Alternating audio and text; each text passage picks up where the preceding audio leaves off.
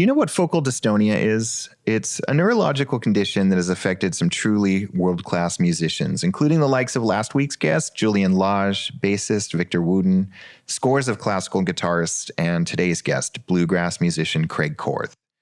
It may also affect some of you as well. The worst thing about it is some of you may have it or know someone who has it and not even know that that's what you've got.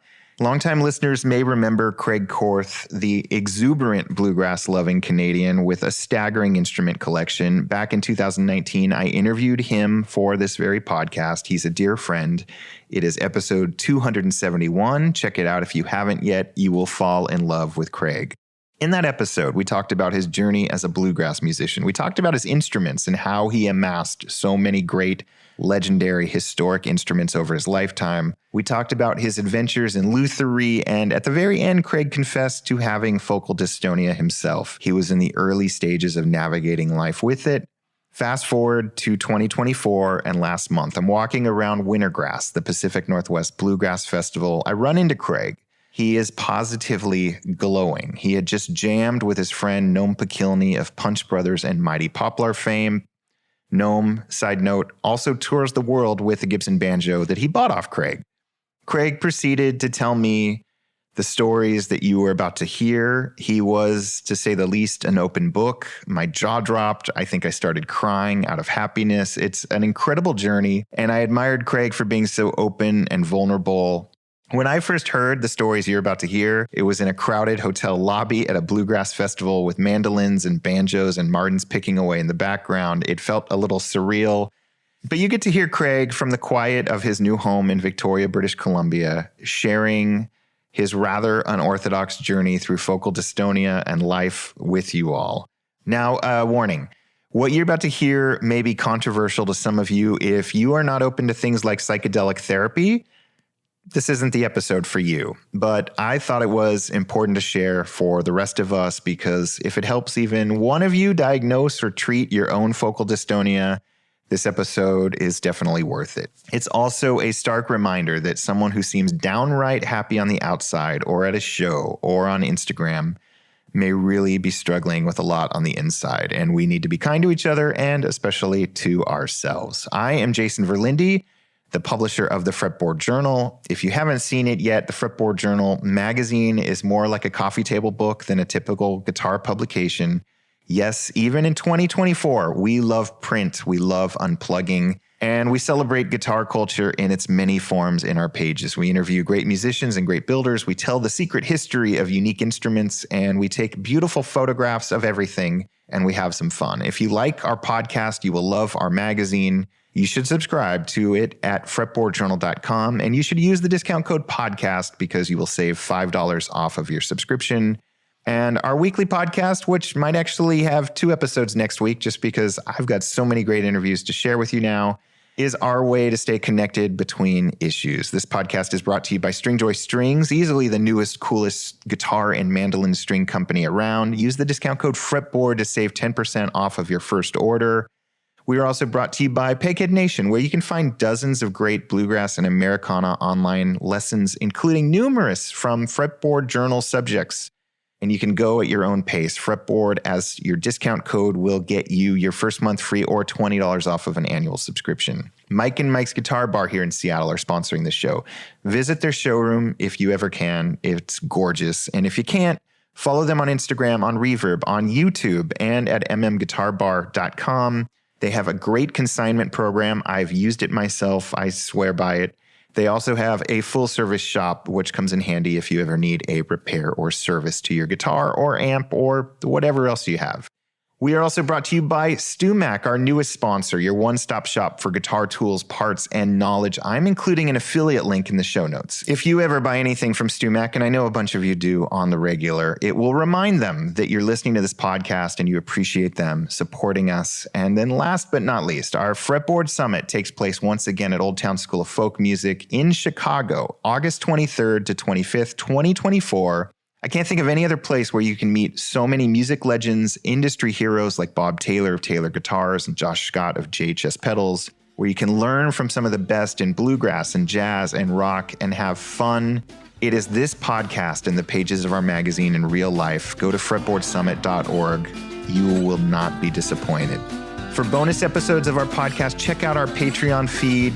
That's also in the show notes. And now here is a rather unique episode of the Fretboard Journal Podcast with returning guest Craig Korth. I hope you enjoy it.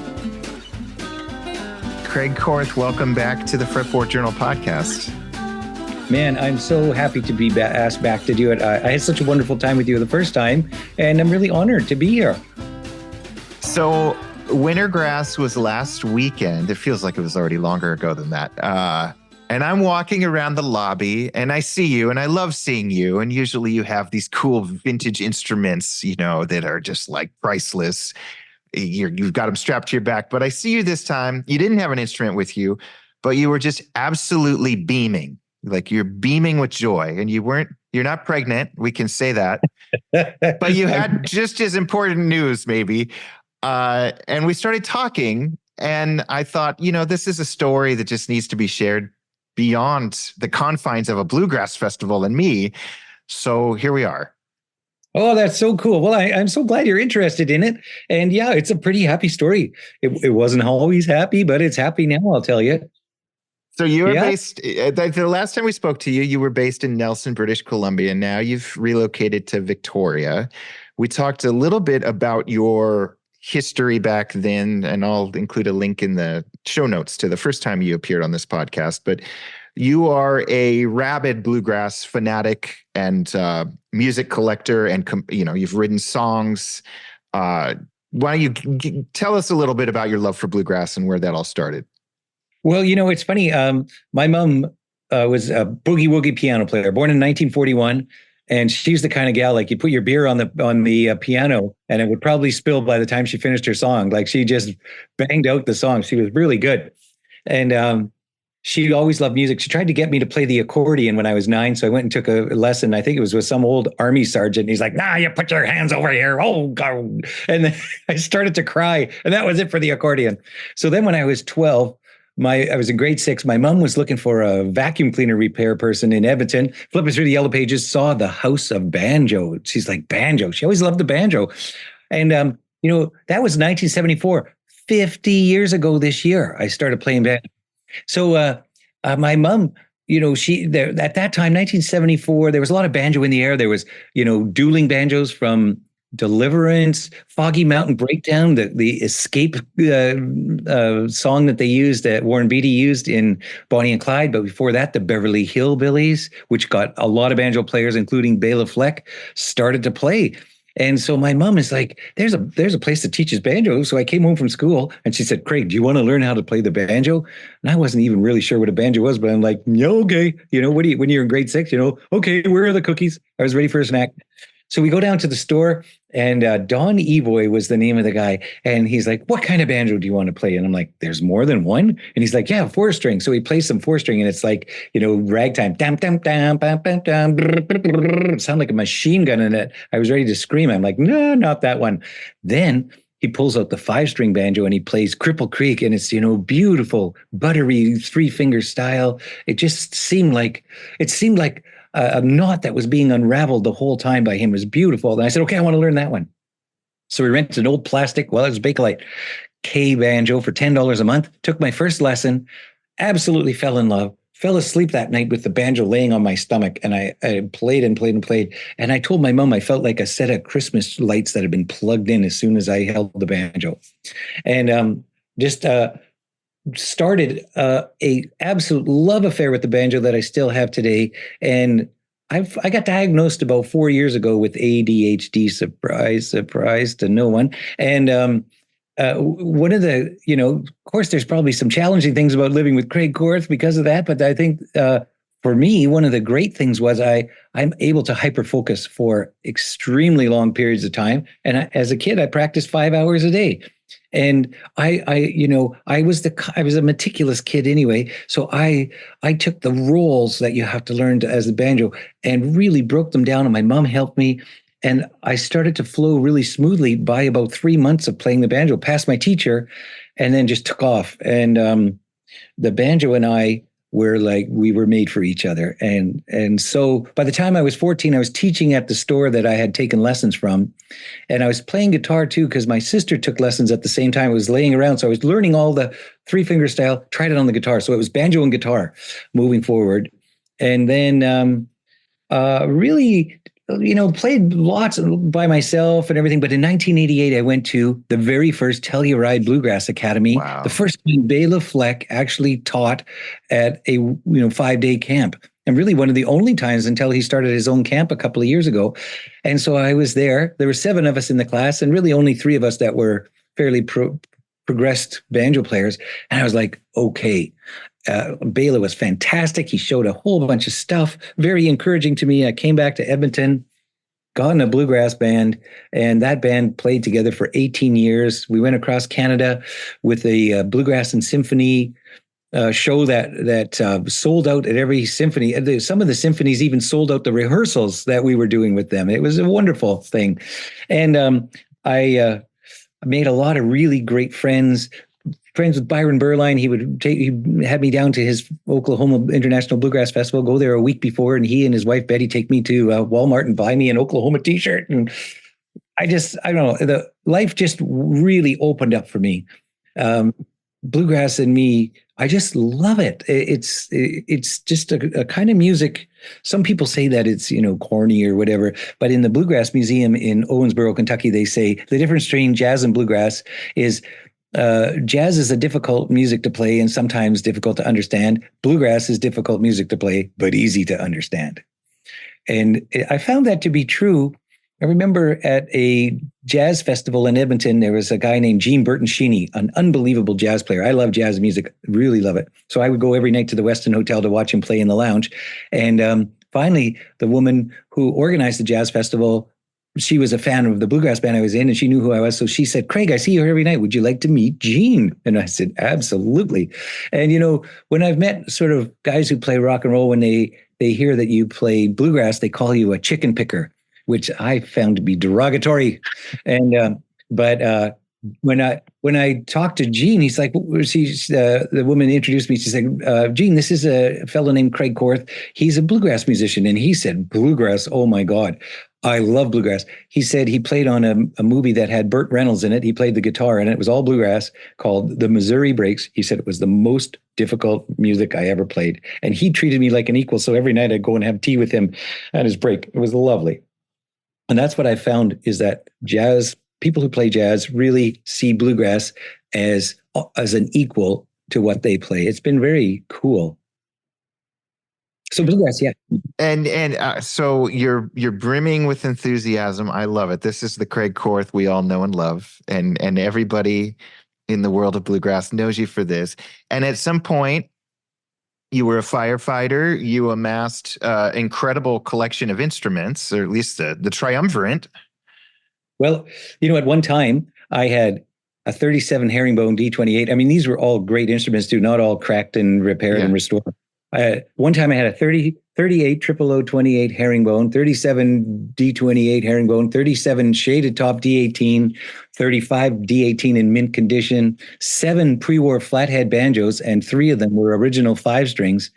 One of them, the only one they ever made. And a Lloyd Loar mandolins and archtops D'Angelicos. Like it was incredibly obsessive. I was obsessed, but I didn't consider myself a collector. I was a player. I played every single one, and I really wanted to share them with people. And eventually I got a bluegrass camp given to me by Jay Buckwald, the BC Bluegrass Workshop, that we turned into Nimblefingers, my wife and I. And when we went to Wintergrass for 5 years, I would take a Lloyd Loar mandolin, my 37 herringbone, and a pre-war 5-string flathead, and I put it on like the unofficial Martin Guitar Forum, the Mandolin Cafe, and the Banjo Hangout, and say, hey, if you want to play any one of these instruments, come to our booth right in front of the Grand Ballroom at Wintergrass. You can play them. And for 5 years, I let anyone play any one of those instruments, and people would cry holding them because they thought they'd never even be in the same room with them. And I met so many great people, had so many wonderful experiences. So I've always tried to really share what I had. I don't feel like a collector who's like, holding on to it and saying, oh, stand back. You can't touch this. It's the opposite for me. Yeah. I mean, I've witnessed firsthand, that's like $500,000 or more of instruments. You would hand them to a 10-year-old. Like you were just there to celebrate music and cool instruments. And it is a beautiful thing. Oh, yeah. Well, thanks. I really did. Tony Rice handed me his guitar. I got to play it. A bunch of really wonderful players did that for me when I was younger. So I wanted to carry it on. So as we documented during, I think, the last podcast we did, then you had a little bit of a setback, at least on the playing front, focal dystonia. It's true. Yeah. So I was playing, it was 2019. I was in a band called Nomad Jones. We had recorded an album in Nelson at the school. They have a great music program that's linked with Berkeley and Boston. You can get 2 years in Nelson for 5,000 Canadian and take those 2 years and go to Berkeley at 60,000 US. So lots of great players come. So we did a workshop with Nomad Jones so that we could play for the jazz class and they could see what was going on. And then they gave us one free day in the studio. So we recorded an album live off the floor. 44 cuts we played in one day, and it was steak day at the cafeteria and all of 44 cuts. Let's just pause there. 44 tracks. Well, we did 44 takes and we came up with 14 tracks live off the floor. And that's when I started to notice my index finger started to feel a little drunk. And I'm like, because I never had any right hand problems in my life. I could get up at 3 o'clock in the morning, roll out of bed, pick up my banjo and play as fast as I wanted. I was just very lucky that way. But then all of a sudden my index finger felt like I couldn't quite control it. So I thought, oh, maybe I need to practice more. But then we played a show that night with John Reichman and the Jaybirds at the Capitol Theater in Nelson and everything. A couple days later, my index finger started curling up into my palm, and then my thumb started to bend, and my fingers didn't work right anymore. And it just progressed and got worse and worse to the point where I couldn't play banjo anymore. And since I had played guitar since I was 12 as well, I switched to bluegrass guitar, and our banjo player in Nomad Jones our guitar player could play banjo. So I was now the guitar player. We went on tour for the summer. At the end of the summer, my guitar pick, my fingers were trying to get it away from the strings, and I couldn't play guitar anymore. And it was done. I was done. And it was pretty devastating. Yeah. I mean, so you have these amazing instruments. You've been living and breathing bluegrass and all sorts of music for your entire life. I mean, depression must have set in. Oh my God. It was really bad. I, for about 3 months, like I was whining and crying and, really carrying on. And I'm a world-class whiner when I need to be. But I started looking around at my family and my friends, and I realized if this was the version of Craig that I was going to present to the world, I was going to be pretty lonely pretty fast. I think people were not going to want to be around me. So, and my wife said to me, Craig, you're kind of like, this was before I had focal dystonia, but like just a few months before. She said, you're kind of hard to be around. Like Julie and I are together. We've been together for 25 years, but we'd been together about 20 years at that part. And I said, why is that? And she said, because you don't love yourself. And I'm like, love myself? I don't even like myself. And she said, well, there you go. And I'm like, so this is 3 months into having focal dystonia. I'm like, I got to do something about this. Like, I'm going to be impossible to be around. So I started to look into, well, first of all, I couldn't even figure out what it was. I didn't know. Yeah, we should pause and you should just explain for the layman out there, because people listening to this may have it and not even know what it's called. Like, what is focal dystonia? Okay.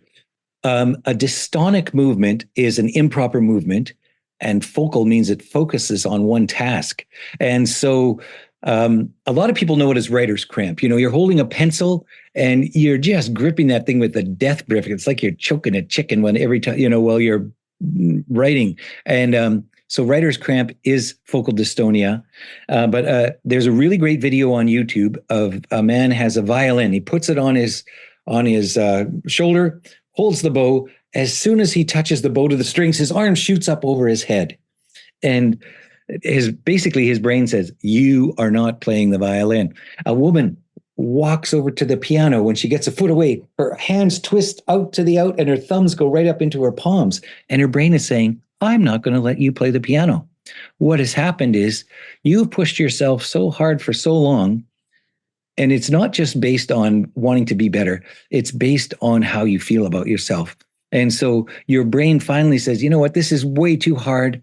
I am not going to let you do this. And it stops you. It just stops you dead in your tracks. And even though you want to play, you can't. You just can't. And so for me, my fingers just curled up into my palm so that I couldn't use them on the banjo strings. And my thumb tried to push the pick into my palm to get it away from the strings because my brain was saying, nope, you're not going to play. And for a long time, people said that it was incurable. So anyway, I went to my doctor. I told her what was happening. She said, "Oh, you're probably just a little stressed out." And finally, I just said, I need to figure out what this is. So she sent me to a neurologist, and I said to her, I'm starting to read about something called focal dystonia, and I think this is a fairly common thing with musicians. She goes, "I've never heard of that." And they put all these things, electrodes in my muscles, and then send pulses through. And I actually bent a couple of electrodes because it hurt. Your muscles just contract so hard. They were trying to see whether you're still getting sensory information from your brain and everything. So I was working fine, but nobody I talked to knew what focal dystonia was. None of the places that physiotherapy places I went, nothing, and nobody knew. And I've got so many questions. Sorry. And the way that you knew that it wasn't traditional nerve damage or carpal tunnel syndrome is because you could still hold a pencil, you could still do everything but play the instrument. Yeah, that's the weird thing. Like, I make guitars, I could chisel with super fine movements. I could take a knife or paint or whatever I need to do. So it was but I had writer's cramp since I was in high school, grade 11. So that later on came into play, and I started to make more sense of what I had. So finally, I listened to a guy named Joaquin Farias. He's in Toronto. He's helped lots of musicians get over focal dystonia. He described focal dystonia and the things that were happening to me. They're fairly common, to people, and it happens to musicians that play at a high level. And the reason you get to that high level is because you push and push and push yourself. So I flew to Toronto and I met with Dr. Farias, and right away he's like, "Yeah, you've got focal dystonia." And I was there with a bunch of people. There was probably 10 people there. A plumber who couldn't even use a wrench anymore to tighten anything, a physician who was a surgeon. He couldn't cut with his scalpel anymore. As soon as he go to cut, his hand would push the scalpel away. Ugh. A woman who had kids. She was about 25. She had a couple of kids. She couldn't cut vegetables. Her hand would shake so bad that she had to drop the knife. She had to get other people to cut it. So focal dystonia expresses itself so many ways. So once I realized I had focal dystonia, I tried studying with Dr. Farias. He's helped a lot of people, including some of my friends. Didn't quite work for me. And I know now why, but I can tell you that later. And then I came back, and I just, tried studying with him online. Wasn't working. Didn't know what I could do. So I started looking inward at me. What was going on? I realized I was a perfectionist right from the time when I was 12, that's when I was concentrating. I didn't just play like a 12-year-old would play to have fun. I was like, how do I make this roll sound perfect? How do I put my G chord, C chord? How do I do whatever? I was always like into the minutia of perfectionism since I was young. Turns out my perfectionism wasn't a gift. It was a curse, because I never felt good enough. Ever. No matter what I did, I never felt good enough. And so I started to look at, what did I need to do? Well, first thing I needed to do was to live in the present. I couldn't go through life going, "Oh, I used to play the banjo. I used to, I just couldn't do that." So I'm like, okay, how do I let go of the past? Well, I grew up in a family with a mother who held grudges and everything. And I realized grudges just tie you to the past. Started doing something called a loving kindness meditation. And I'm in a men's group now, and I led it last night in our meeting. And the loving kindness meditation has been around for a couple thousand years, I think. It's also called a metta meditation.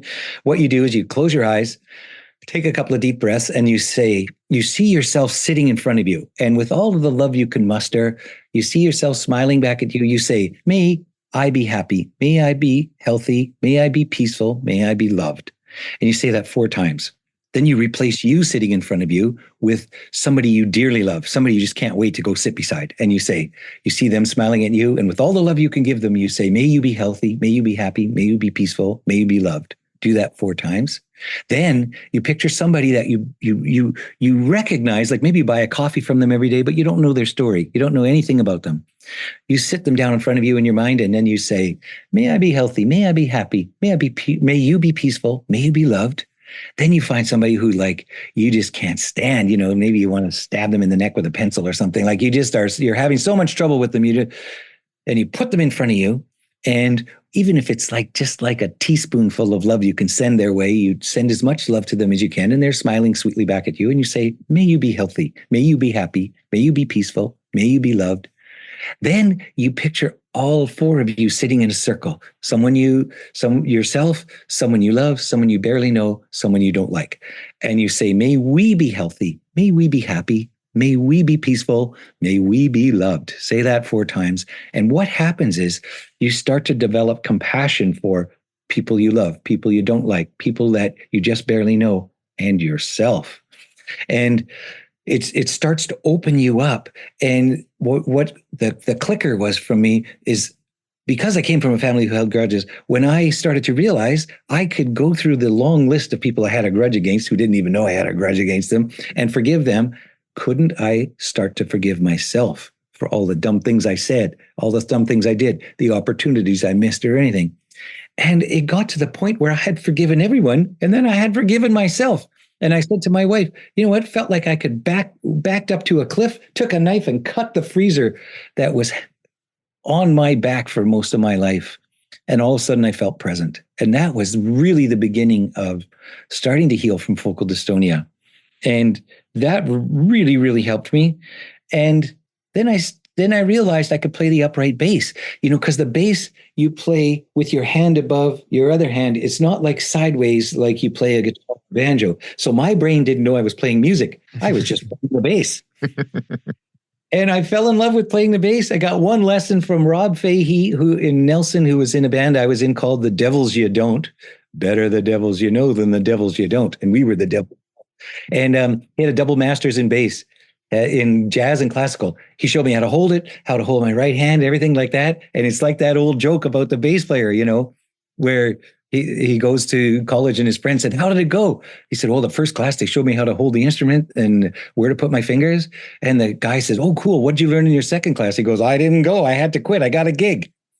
And so I learned from Rob. Like 1 week later, I'm in the Cold Smoke Festival in Nelson, playing with a band, playing the upright bass. And so I just took off, and it was really great. So I learned how to play the bass, and I started to reconnect with my friends. Still could not play banjo or guitar, not at all. Okay.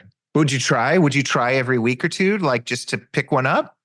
I tried for a while, but it's actually depressing, to try to play, and then your fingers just hurt so much, and it's all in my right hand. So finally, I just kind of laid it back. I started selling off some of my better instruments because they were just hanging around. We moved to Victoria, which is one of the most expensive cities in Canada. Yeah. And they were just laying around. So I started selling them off. But what happened was I thought, I had gone to a men's weekend, a few years ago in Canmore, just outside of Banff, with my sister-in-law's boyfriend. And it was such an interesting weekend. The men, you walked in and they got this paint on your face, and you'd have like one red line. That meant you were still married. On the other side of your forehead, you might have an orange line. That means you were married but divorced. And then you'd have 2 pink lines on one cheek. That means you have 2 daughters that you still see. You might have 2 black lines on this side. That means you have 2 daughters, but you don't see them. So you could walk up to a man and read his whole story on his face. You don't even have to ask any question. And then it just got deeper and deeper. And I realized I had a lot of things I needed to heal from. And so when I got to Victoria, I found a men's group and I joined it. It's called the Arca Men's Brotherhood. There's 14 guys in our group, and I joined. And, I'm the oldest one there. I'm 61. Everybody's between 27 and 37. But they, the part of the mandate is they want the generations to mix. And once I was in this men's group, I started to realize just how hard on myself I was always. And I have a friend in Calgary named Nancy Jacqueline. She's a Gottman therapist. She had some self-esteem issues, and so do I. We're really, really close friends. She's just lovely. She said, "You want to go through the self-esteem workbook with me, Craig?" And I said, "Yeah, let's do it." So that was 3 years ago. Did the self-esteem workbook, and I got to read you what I wrote. I did a self-assessment and a self-esteem checkup. It says here, rate from 0 to 10 how much you believe each of the following statements. 0 means you don't believe them at all, and 10 means that they are completely true. Number 1, I am a worthwhile person. I wrote a 3, which was my highest mark. Number 2, I am as valuable a person as everyone else. 1. And everything from there down is a 1, 1, 1, 1, 1. I like myself even when others reject me. I am happy to be me. I was not happy as being Craig Korth. But if you talk to my friends, they'd all say, "Good Lord, Craig, you always seem so happy." And so... Yeah, this is exactly what I was going to say. Anyone who's made it this far will know, I mean, you're brimming with enthusiasm. You're one of the most upbeat, friendly people I've met in the entire world. And so to hear you beating yourself up like that, I mean, it just shows that you never know what is going on inside someone's head. Oh, that's very true, Jason. It's really true. Well, as soon as I got in the men's group, we read a book together written by a fellow named Glover, and Mr. Glover, I can't remember his first name, Andrew Glover, maybe. Anyway, the book is called No More Mr. Nice Guy. And what happens with a young boy like me, if your father is not present, like my dad was an workaholic, and he had an alcoholic father he was born 1938 during the Depression, and his drunken father used to say, "We should have never had you. We can't afford you. We should." So my poor father, who was absolutely lovely and super talented, never, ever felt worthwhile. And I think I absorbed that as a kid as part of my identity. I think you do that as a kid. And so in the No More Mr. Nice Guy book, what they say is that, like my sister was volatile. My mom, there was lots of clashes between my mom and my sister. My mom was she was a highfalutin gal. She had lots of energy too. And so for me to try to sort of survive in this family dynamic, I developed this nice guy persona. And I was hiding, I'd get angry and stuff, but I didn't feel like I could express my anger. So instead I just was nice. And I was not authentic at all, but I learned how to be nice, to get the bullies that used to beat me up in school and everything on my side. And there was such an eye-opener to realize there was such a thing as a nice guy persona that you can put on, a mask that you can wear. And once I read that book, I started being like, holy smokes, this is what I've been doing all my life. I didn't even know it. And I started to really learn. Well, I'll tell you what really happened. I'm sober. I haven't drank for 13 years. I gave up drinking 13 years ago. My dad was an alcoholic. So was my grandfather's, both of them. I was always afraid of being an alcoholic. So I said, screw that. I'm not drinking anymore. Never took a drug in my life. But one of the guys in the men's group said, Craig, have you ever thought about going on a psychedelic journey? I'm like, no, never thought of it. So he said, why don't you read the book by Michael Pollan called How to Change Your Mind? So I read it. And then I watched the Netflix series that they made that book into. Mm-hmm. It's really interesting. And then there's a fellow here in Canada called Gabor Mate, and he talks all about trauma, childhood trauma. He worked on the Lower East Side of Vancouver, which is one of the worst places in the world for drugs. Yeah. And he was a doctor there for 12 years. He made a movie called Dosed. And it was about a 30-year-old woman who was addicted to heroin. To look at her, you think this very successful woman has a great job and everything. She was a heroin addict and could not get off of it. Even she'd been to rehab like 10 times. Wonderful parents and stuff. So I watched that movie, how her life changed. I watched the second version about a 54-year-old woman with colon cancer that ended up taking psychedelics to deal with her fear of death. And so I watched TED Talks. I talked to a bunch of people who have been on psychedelic journeys, as well as soldiers and stuff who've done it. And I thought, okay, I'm going to try this. So I had a psychedelic guide, help me. I took 1 gram of mushroom and 75 milligrams of MDMA, which is just to open your heart. And I'm laying there for 45 minutes with some nice music playing. And I'm like, aren't I supposed to see something, like maybe some lights or some shapes or something? And all of a sudden my body started to shake. And my soul popped out of me and hovered over top of me. And I was like, it looked like a men's room sign, just standing there with no face. And I looked up and I said to it, what do I want to, what do I have to learn? What do I have to learn? And it just kept hovering. And finally I said, what would you like to show me? And it showed me my soul. And I talked to my soul and I said, why did I lose the ability to play the banjo and guitar?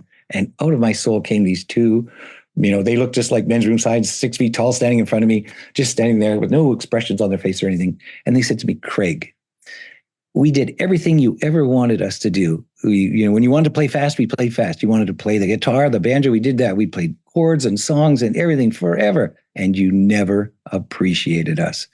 And right then it hit me. And I was like, you are right. My perfectionism had caused me to never look at how far I'd come.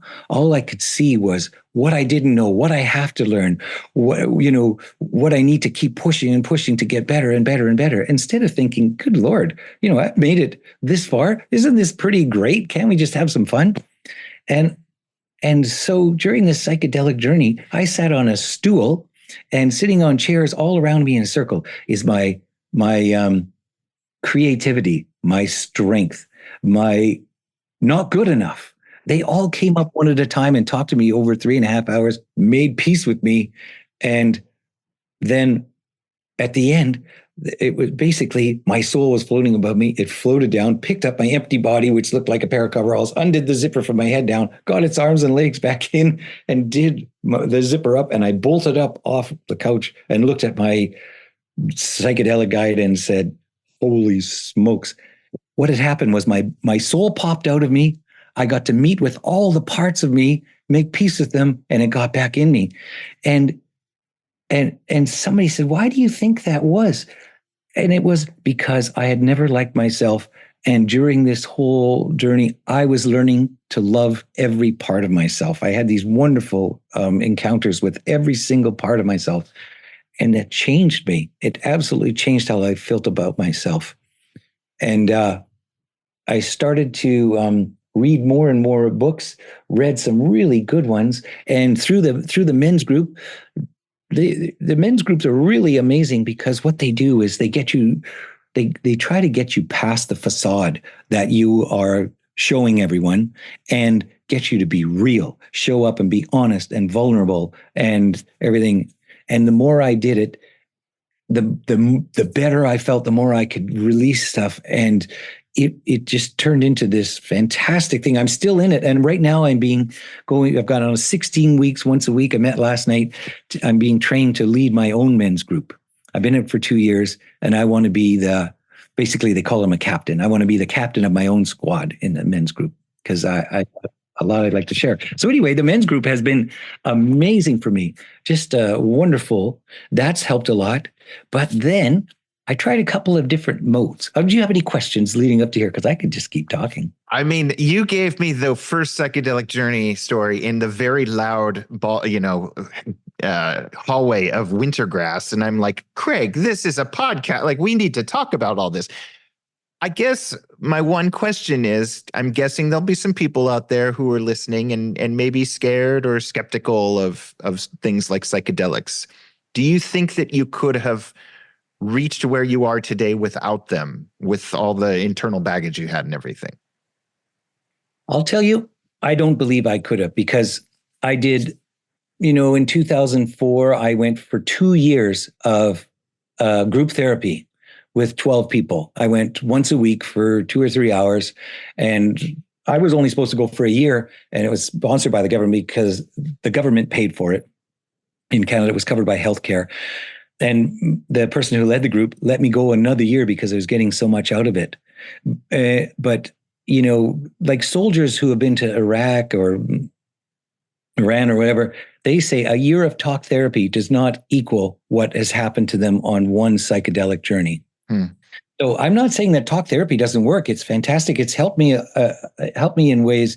But I can honestly say, as a completely sober person who went into this actually kind of fearing drugs, which I don't consider the psychedelics drugs, as more like a plant medicine. That's what they seem like to me. So I don't think I could have got that far. I could tell you one more quick story that really helped me. I was a firefighter for 14 years. And I would say firefighting is not the kind of thing that a sensitive musical type should do. You know, I said to my wife Julie when I met her, I'd been a firefighter for 13 years, and I said I always felt like I stuck out like a pink rose at a wrestling match. You know, it just was not. I love the helping people part, but you know, some of the guys in there were pretty rough. There were 1,200 firefighters in the Edmonton Fire Department, and I mean, they'd come in the morning and go, let's have a 3-burner today, you know, and I'd say, let's not, and get paid the same. And, you know, because, yeah, and, you know, you see people die, and there's just terrible things. Like every time that fire truck gets called, they don't get called because somebody's putting on a birthday party. Yeah. You know, they get called because somebody's arm got caught in a meat grinder or something, you know, something horrible has happened. So over all those years, I saw so many things, and it just deeply affected me. And I got PTSD, and I was trying trauma release, somatic therapy, and all these things. But I went with a guide, and I smoked something called dimethyltryptamine, DMT. And DMT is in your pineal gland in your brain. It's in plants. It's in everything.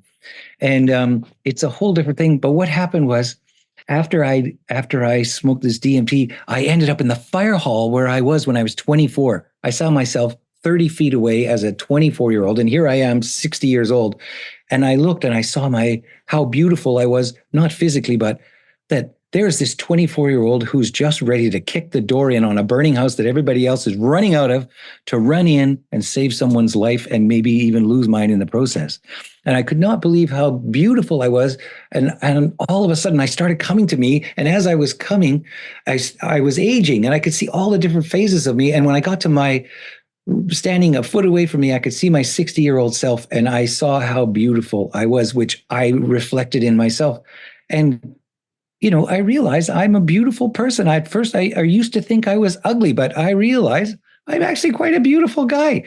And as soon as I saw that, my legs started to shake. I was on my back with my knees up. My knees are starting to shake. And that's what I learned in the traumatic release therapy, that you bring your knees up, you open your legs, and then when they start to shake like this, because you can't hold them anymore, that's when you start to talk about the things that you need to release. So here I am on this psychedelic journey, and my legs are starting to shake. I mean, I knew where I was. I could open my eyes and been right there, but I've got them closed and I can see this going on. So I let my legs start to shake, and they start slamming together. And then all of a sudden, all the bad calls that I'd been on start flying out of me. Like, it's just like a tornado of bad calls coming out. And the rough guys some of the rough guys I had to work with and everything. But the last one that went out, I could see between my knees, and there my 24-year-old self is standing there staring and smiling at me, and the whole inside of the fire hall is bathed in golden light, and I could see all the people that I helped, all of the wonderful calls that I went on, and then all of the incredible men I worked with at the fire hall, you know, really smart guys, really dedicated, beautiful human beings. I couldn't see any of that before because all the bad things were in the way, but the psychedelics helped to get those things out of the way.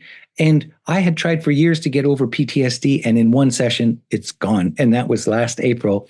And if I was even trying to talk to you about this before, I'd burst into tears. And so that really, really helped me. It helped me get over PTSD, which has really started to speed up this process of getting over focal dystonia.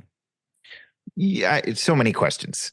As a guy who is basically sober, entering this kind of new world, were you at all scared, or were you like, you know what, I'm at rock bottom, anything's going to help, or like I have nothing to lose? Well, you know, it's interesting. That's a very good question. I was scared. You know, when I was 10, my mom took me into the Glen Rose Hospital. She was a long-term care nurse. There was a teenager kind of curled up with foam in her palms, and she'd been on a really bad LSD trip. And my mom pointed at her and said to me, "That's what drugs will do to you," and just scared the life out of me. So yeah, I was scared. So that's why I read so much, watched these Netflix series, read these books, talked to people and everything. And then I started to realize that, what they say about going on a psychedelic journey, it's set and setting. Set means mindset. What is your mindset going into this? Are you scared, or are you open? The setting. Do you have someone there who cares about you? Are you feeling safe? So I decided to go into it with my mind wide open. So even as I held the tea that had the mushroom in it, I said, look, I find you sacred because I had learned so much about it that I trusted it. I'm willing to go anywhere that you want to go. I love you for helping me. I love me for being here. And I love the person who's sitting with me. Let's go. And I just decided there were two things that I had learned. If you're going to go on a psychedelic journey and you see something that is frightening, if you try to run away from it, that's when you have a bad trip. If you go towards it, that's when things start to work themselves out. That's where all of the healing is. So one of the things that I had learned that is this, to say to yourself, the cave that I fear contains the treasure I seek. And the other is, I ask the medicine for help, and the medicine is helping. Because you don't get shown what you want, you get shown what you need. If you understand that, it can be incredible. It's just incredible. And so I was scared going in, but I decided to be open-minded about it. And it turned into this just amazing experience that has helped me so much. And I'll tell you, I've got one more little story that has to do with this psychedelic journey, the first one I went on. Please, go. Okay. So my mom and dad split up when I was 19. It was 1981, and interest rates went to 19%. And they couldn't afford their house, but they were splitting up as well. And they lost their house. My dad had a welding shop in the backyard. They pulled that thing away, and he lost his vehicles and everything. I mean, and then he had a nervous breakdown. I didn't move out with my mom. I stayed with my dad, and she got mad at me because I didn't go with her. And that, the whole thing was bad. My mom and I didn't speak for 8 years. And then when she was 47, I was 27. My mom had a brain aneurysm. And I flew to Vancouver from Edmonton, saw her. We kind of made a little peace, and then she died. And so I laid on the couch for a year, and I gained 35 pounds. And I carried that 35 pounds for 33 years. I wouldn't go up a pound. I go up 1 or 2 pounds, and then I come back down. Then I, maybe lose 5 pounds, come back up. So one of the intentions that I had going on my psychedelic journey, that's the other thing. You have to set an intention. Mine was, what am I holding on to that I need to let go of so I can play music again? I was holding on to the fact that I was worthless. And on my psychedelic journey, I learned I was not worthless. But the other thing was, why can't I lose this weight? And my mom came to me. My mother came. I said, Mom, is that you? She goes, yeah, it's me, Craig. I'm like, oh, I'm so sorry about all the stuff that happened when you and Dad got divorced and we didn't speak to each other. She goes, oh, I am too, Craig. But you know what? That's in the past. Let's let that go. I said, okay, but I got a question for you. I gained 35 pounds when you died, and I still have it on me. How come? And she goes, well, that's easy. That's just guilt, sorrow, and shame. I'm like, oh, really? And she said, yeah, and I want it. And I'm like, you want what? She goes, I want your fat. And I said, well, why would you want my fat? She said, you would not have felt all that guilt, sorrow, and shame if you didn't deeply love me. You've been carrying your love for me around your waist for 33 years, and I want it. And I was like, holy crap, you are right. So she said, give it to me. And I said, well, here, I'll give you 5 pounds. So I peeled off 5 pounds and I handed it to her. She put it on. It was like a sweater. She said, oh, Craig, this is beautiful. Give me the rest. So I peeled off the other 30 pounds, handed it to her. She put it on. It was like a sweater that touched the ground. She said, Craig, this is so beautiful. This is amazing. I'm going to wear this forever. And she said, I have to go. She kissed me and left. And today, I am 35 pounds lighter than I was last February on my psychedelic journey, and I haven't been able to lose a pound in 33 years. What? I'm serious. Look at this. You know what this is, Jason? That's a neck. I never had one. I didn't have one since I was 27. No change in diet. No. Oh, no. No, but you know what it is? It opened my mind up. Basically, what they say is psychedelics kind of scramble everything, but then they reconnect them in an even stronger way. That parts of your brain, they put people in, they give them CAT scans of their brain, and parts of your brain that don't talk to each other end up, these neural pathways get built in between, and you can speak to each other. So somehow it opened my mind.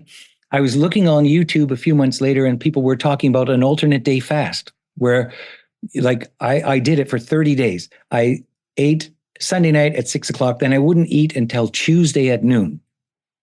And then have Tuesday dinner. Then I wouldn't eat again until Thursday at noon. I did that for 30 days and I lost 15 pounds.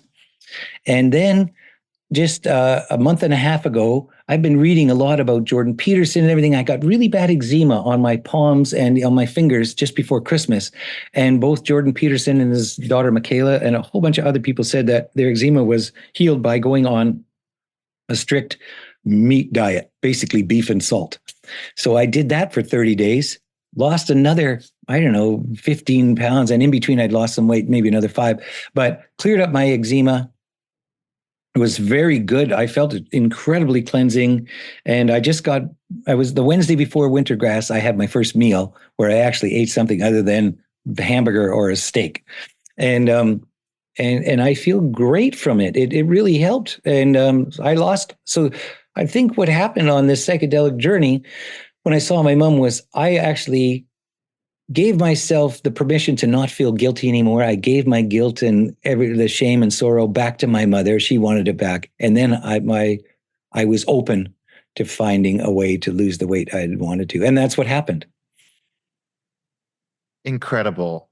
You, in meeting other musicians and going to these sessions, you went back to Toronto, you mentioned, I know you're not a doctor. I know people can Google and learn on their own, but does it seem like most people who have focal dystonia have some emotional baggage? Maybe not your history or what you outlined, but is it usually something nagging from their past? Or are there some people who are like, I was perfectly happy and life was great and it just happened? I think most people have some emotional baggage that causes it, and it takes years for it to build up. Yeah. But some people get it. Like I went to a concert the Friday before Wintergrass. There's a young lady beside me, 25 years old. And I said, oh, what's your name? And she introduced herself. And I said, are you a musician? Because it was at a bluegrass concert. Almost everyone that goes can play something. Sure. And she said, yeah, I play the banjo. What about you? And I said, well, I used to play banjo and guitar, but I had some hand problems, so I don't anymore. I play bass now. And she's like, oh, do you mind talking about your hand problems? So I told her, she goes, that sounds very much like what I've got for a problem. She hadn't even heard of focal dystonia. And I said to her, I think you've got focal dystonia. And she burst into tears because finally she had something, that she could grab onto, because nobody could diagnose it. I mean, she had very similar problems to me and everything. So, and she said the same thing, that she never felt good enough. I think that's a common story. Perfectionism, feeling like you're not enough. Well, and the other part of this story that might even be interesting, you know who Victor Wooten is? Sure. The bass player. Yeah. For Bela Flecktones, one of the best bass players in the world. Sure. In Nelson, Mike Rudd is the guitar teacher, wonderful jazz guitarist at the college in Nelson. He said he had Victor Wooten during the pandemic to do a master class for his class, and he was playing with his index finger on his left hand, his index finger on his right hand. He had focal dystonia. He'd had it for 20 years and he didn't even know what it was. He was giving a master class at Berkeley in Boston, and he was in the cafeteria talking to somebody and telling me he had these hand problems. And somebody behind him leaned over and said, sorry for eavesdropping, but I think you have focal dystonia. And he said, as soon as he put a name to it and did some research, his hands got way worse. So Victor Wooten had it really badly. He found this woman named Ruth Childs. Last year she wrote a book. She's from England, but now lives in Madrid. And she wrote The Focal Dystonia Cure. And it's all based on emotional traumas that you had, because she had it herself. And she uses a technique called brain spotting. And she has helped Victor Wooten. He's 90% cured now. And there's a really great video on YouTube of Victor Wooten talking to Ruth Childs about his focal dystonia. So I sent Ruth a note saying, I have focal dystonia. I'm a banjo player, guitar player. And I was wondering if you could take me on as a, you could be my therapist. She said she couldn't because she's just so busy and she's a world famous person. But then she had a masterclass thing I signed up for, and she did one session with me. And because I'm so open and have done so much work, we got in so far, so fast. This was in November. So she sent me a note. She said, Craig, I have an opening in January and I'd like to work with you. So every Tuesday morning for the last 8 Tuesdays, I've been studying with Ruth Childs, and she said we were working at lightning speed, and it's really helping me. So this weekend at Wintergrass, when I saw you, I was playing the guitar again, and I jammed all weekend, which I have not done in 5 years. Yeah. I think you said you just played with Gnome when I saw I you. did. No, I got some picture of Noam Pakilny. I sold him my banjo. That's the banjo he's using on tour. Like he phoned me for years, once a year, saying, "Hey, Craig, can I buy you a banjo?" And I finally sold it to him. But I was down in the lobby and I was playing some music with my old L5. I got a really beautiful old L5. And Lawrence Smart was there, and he had his L5 copy, his 16-inch L. And Noam walked up, and he's a fantastic guitar player. So we sat and we played music for like 45 minutes. We played old swing tunes and stuff. I couldn't do that like 2 months ago. That's incredible. Yeah. Does the woman you referenced who lives in Spain, Ruth, folks can look her up, but did she seem, does the psychedelic journey, the journeys that you've taken, are those part of something she recommends, or was she kind of like, oh, well, you figured it out on your own? No. She wholly endorses it and says, like in Spain, like in Canada, it's legal here, but some countries it's not. And she's totally for it. And she's so the way we did it was we would have a session together and then get prepared for a psychedelic journey. And then I would ask the questions I want, and whatever came up. The last one, I did one, and I'm like, what am I holding on to? I need to let go of. And there was a bunch of things around shame that I'd been feeling since I was small. And I brought them up with Ruth, and she said, okay, let's work on them. And so we worked on it. I have an hour and 15-minute session, and we worked through with her brain spotting technique that she learned from someone else. And at the end of it, the shame was gone. And that was 2 weeks ago. I even feel like a different guy just since those sessions. And I know it sounds weird, but it can happen incredibly fast. If you open yourself up, are completely vulnerable, and are willing to, buy into the process and work through it. And that's what I've been doing with psychedelics, with any of my therapists that have been helping me. With Ruth. Ruth is just an angel. She's helped me so much. And this is extended off into my family life and everything. My kids and wife say, man, you're a different guy, Craig. Just different. So much more patient, so much more grounded, so much happier, and just at peace with myself. And I love myself now. All those things that I gave a 1 to in the self-esteem workbook, I would give them all a 10 now. Mm-hmm. And not in a boasting way, just in a very solid, I'm as valuable as everyone else. I love myself. I do. I totally love myself now. It's beautiful. Where are you at? You've had how many psychedelic journeys at this point? 8. Are we going to taper off? Is this like getting your oil changed in a car? You need to do it every 6 months? Like where are you at right now with this? Well, once I get back to playing again, like right now I'm playing the guitar, and I'd say I'm somewhere between 75 and 85% of where I was when things kind of fell apart. And it's with the banjo. My daughter, when she was young, she's 21 now.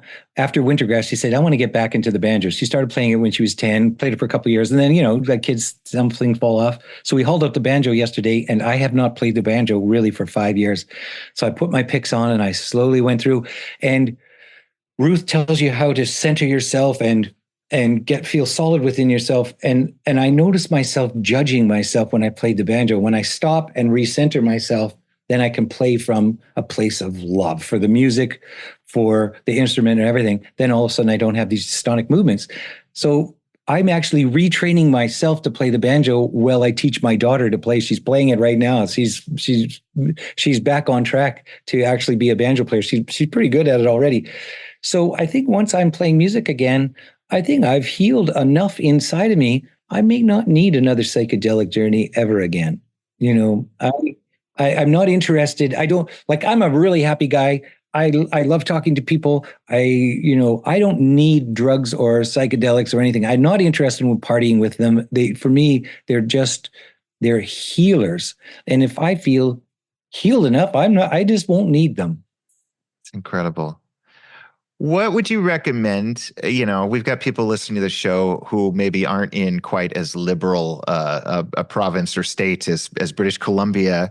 Like, just if folks want to dig deeper into focal dystonia and maybe what, start their own little journey as to, figuring it out, would Ruth's website be the first place you'd send them, or where would you Yeah. go? And well, Ruth's website, and also she's put up quite a few videos up, like explaining focal dystonia, what it is. The interview she did with Victor Wooten is really, it really opens up your eyes.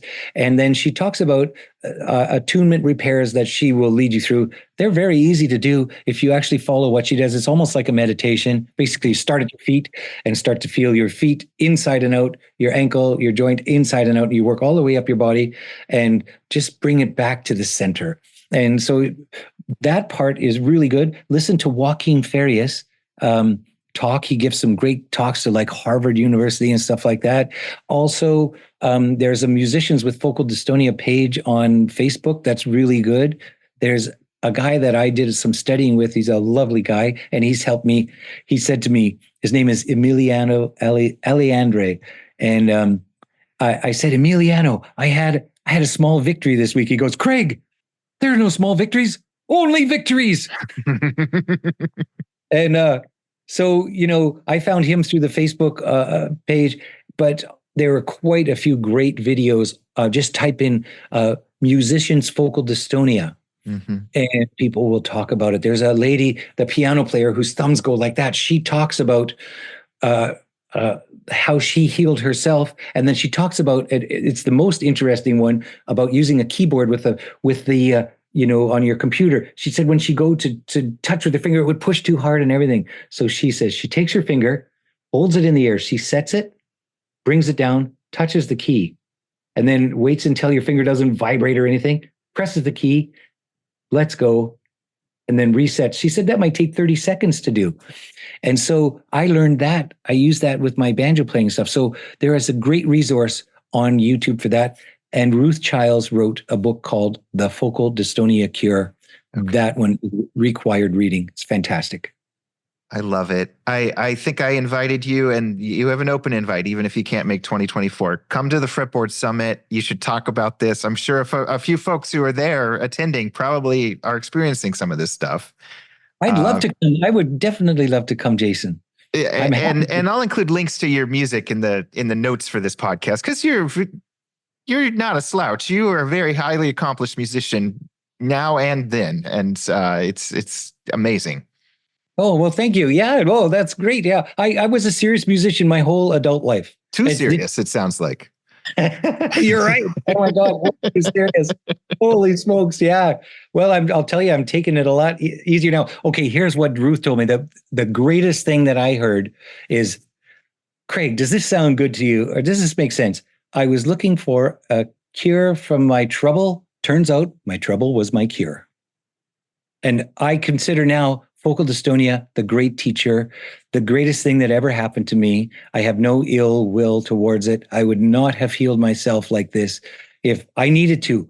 I was on a collision course with Korth. Oh my God. There's a Freudian There's slip. The name of your book. A collision course. Anyway, I no longer am upset about focal dystonia. I think it's one of the greatest things that happened to me. I learned to love myself. I've learned to love people more. All I want to do is go ahead and help people now.